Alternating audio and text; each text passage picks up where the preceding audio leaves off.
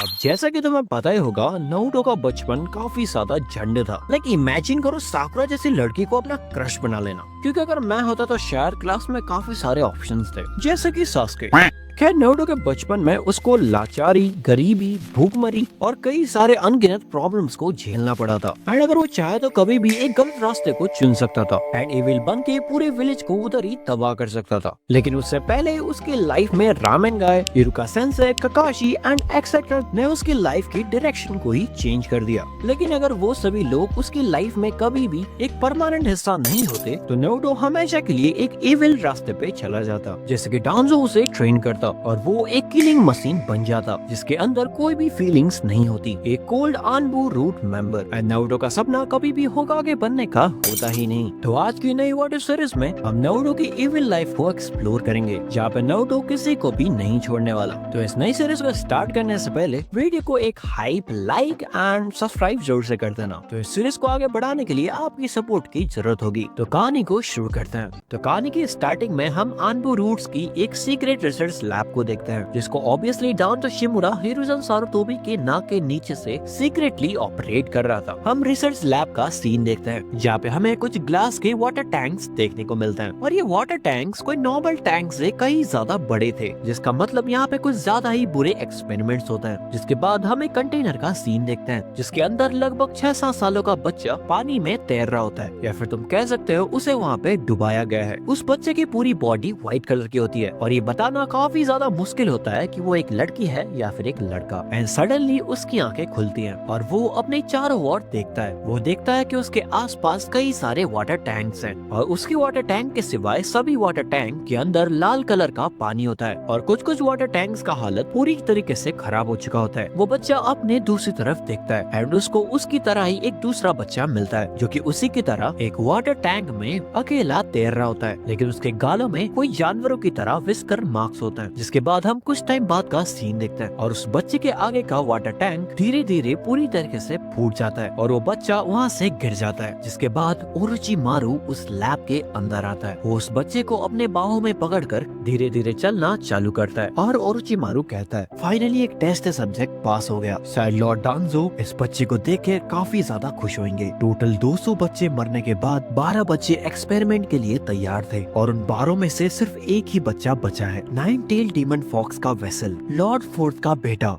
Naruto उजुमाकी। तुमसे मिलकर काफी ज्यादा खुशी हुई है मेरे प्यारे टेस्ट सब्जेक्ट 009। जिसके बाद हम देखते हैं कि दूसरा बच्चा जो कि नारुतो के साथ वाटर टैंक में नारुतो का साथ दे रहा था, उसका ग्लास भी फूट जाता है एंड वो बच्चा भी नीचे गिर जाता है और फिर ओरोचिमारू उसको भी पकड़कर नारुतो के बगल वाले बेड में सुला देता है एंड ओरोचिमारू हंसने लगता है और वो कहता है कि मुझे नहीं पता था यहाँ पे एक बच्चे में एक बच्चा फ्री मिल रहा है और एक बच्चा लॉर्ड डांजो के काम आएगा और दूसरे बच्चे को मैं खुद का वेसल बनाऊंगा। जिसके बाद हम कुछ 3 या 4 सालों के बाद का सीन देखते हैं, जहाँ पे नारुतो उजुमाकी निंजा एकेडमी से ग्रेजुएट हो जाता है और ककाशी के टीम 7 में साकुरा और सास्के के साथ ज्वाइन करता है, जहाँ पे सास्के निंजुत्सु का प्रोडिजी होता है और साकुरा सभी चीजों में, चाहे वो निंजुत्सु, गेंजुत्सु या फिर ताइजुत्सु क्यों ना हो, साकुरा से ज्यादा talented and well deserved shinobi पूरे एकेडमी में कोई भी नहीं होता। केवल इताची को कोई भी अगर गेंजुत्सु में डाल सकता है तो वो सिर्फ और सिर्फ साकुरा चान ही हो सकती है। साकुरा चान।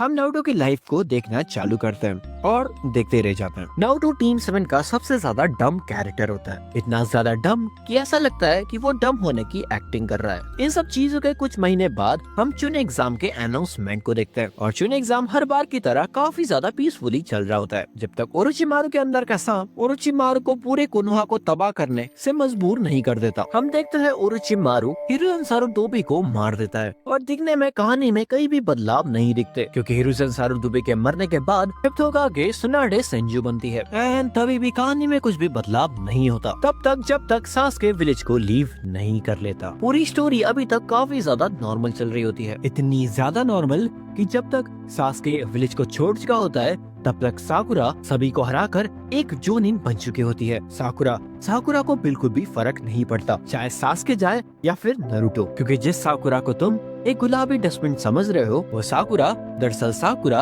है ही नहीं। कहानी इस टाइम पे काफी ज्यादा कंफ्यूजिंग लग सकती है एंड कंफ्यूजन को हटाने के लिए हम कहानी को फिर से वापस से रिवॉच करते हैं। नाओटो उज़ुमाकी के बचपन काफी ज्यादा झंड थी। वो अपनी एकेडमी में बार बार फेल होता था, चाहे वो निंजुत्सु हो, ताईजुत्सु हो, गेंजुत्सु हो, पढ़ाई हो, सभी चीजों में वो सिर्फ एक एवरेज स्टूडेंट था। और भले ही थोड़े से निंजुत्सु और कुछ ज्यादा ही ताईजुत्सु में स्ट्रांग होने के बावजूद भी चाक्रा कंट्रोल साकुरा के चेस्ट के बराबर था।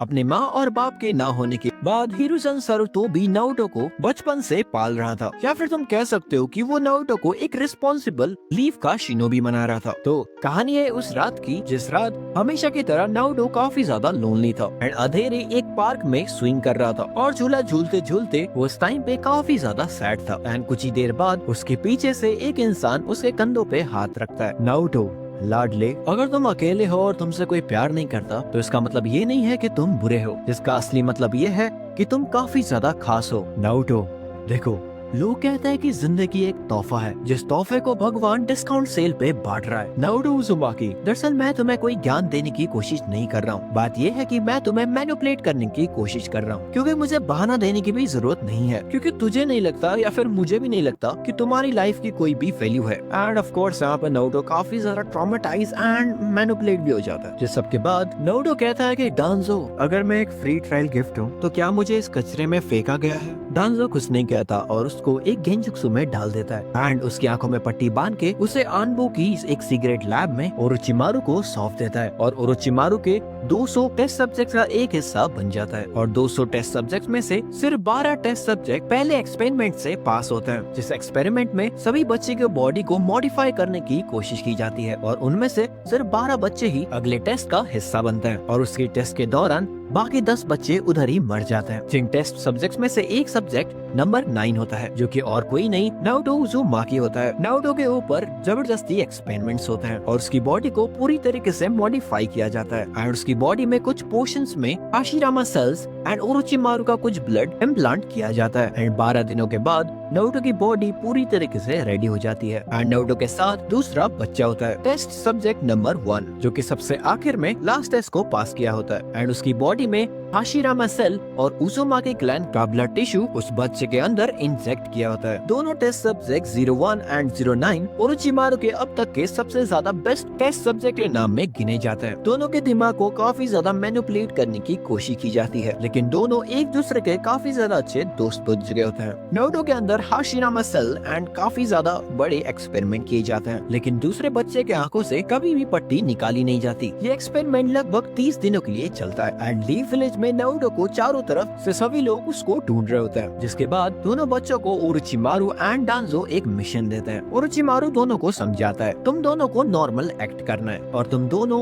कोनोहा के एक एक टीम में चले जाना एंड सबसे ज्यादा डम शिनोबी होने की एक्टिंग करना, लेकिन जाने से पहले तुम दोनों एक दूसरे का शक्ल नहीं देखना चाहोगे? दूसरा बच्चा अपनी आंखों से पट्टी निकालता है एंड नारुतो 01 को कहता है ओके, तुम इतने भी ज्यादा बुरे नहीं लगते, लेकिन तुम्हारी आंखें इतनी ज्यादा अजीब क्यों हैं? जिसके कुछ दिनों बाद नारुतो को एक पहाड़ी के नीचे जख्मी हालत में पाया जाता है एंड उसके मुंह पे एक लेटर को डाला गया होता है। हिरुzen उस लेटर को पढ़ता है एंड उस लेटर में लिखा होता है लाडले म्याऊ। जिसके बाद नारुतो की नॉर्मल लाइफ फिर से कंटिन्यू होती है और अब हम देखते हैं सासुके विलेज को छोड़ चुका होता है एंड उसको ओरोचिमारू ट्रेन कर रहा होता है एंड नारुतो को भी जिराया अपने साथ ट्रेनिंग के लिए ले जाता है एंड नारुतो धीरे धीरे जिराया के साथ घुल मिल जाता है एंड वो काइंड ऑफ जिराया से अटैचमेंट जुड़ा लेता है। इन 3 सालों में जिराया एंड नारुतो का बॉन्ड कुछ हद तक काफी ज्यादा बढ़ जाता है। जिसके बाद हम एक इंसान को होकागे स्टैचू के ऊपर खड़ा देखते हैं। नारुतो उज़ुमाकी, तुम्हारा प्लान तो कुछ हद तक सक्सेसफुल हो चुका है, शायद अभी मेरी बारी है leaf village and yuga clan को जस्टिस देने की।